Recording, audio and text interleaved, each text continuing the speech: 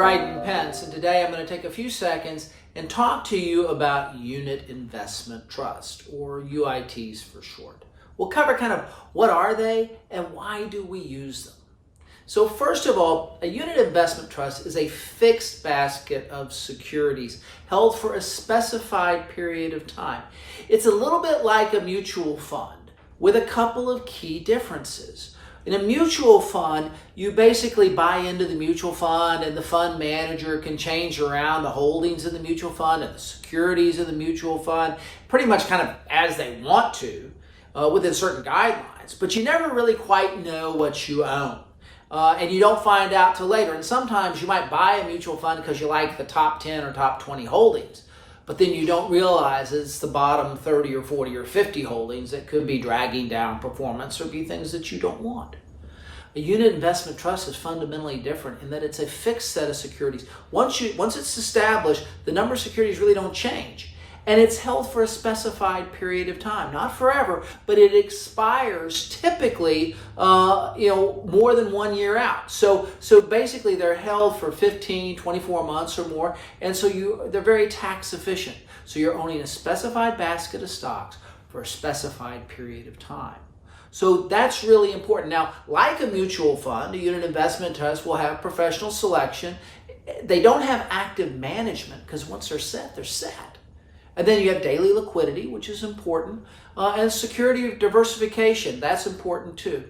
You also don't have ongoing management fees, so they're more economical over the long run in many, many cases than a mutual fund. And the other thing that you have is that you have the kind of convenience of accessing a basket of stocks in one share, so it can give you better exposure when you want it. And then you have multiple reinvestment options. So these are characteristics where the unit investment trust and mutual funds are similar, yet they're different.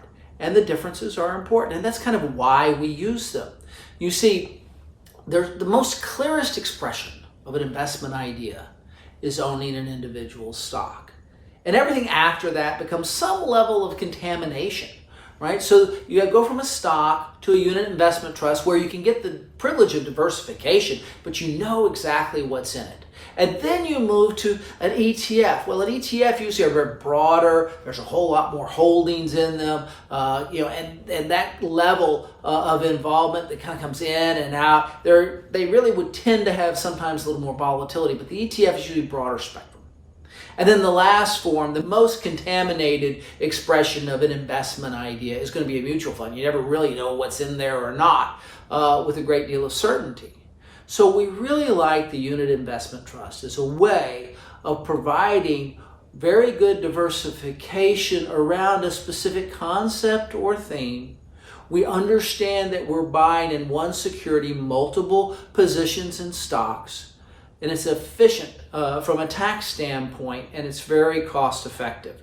So because of these factors, it allows us to be appropriately used when we're looking at something that's customized or thematic. You can pick kind of to weight the portfolio towards things that are involved in e-commerce, or things that are 5G related, or things that are related to particular aspects or themes or sectors of the economy or content. So you're able to really kind of focus the portfolio the way we want to do it.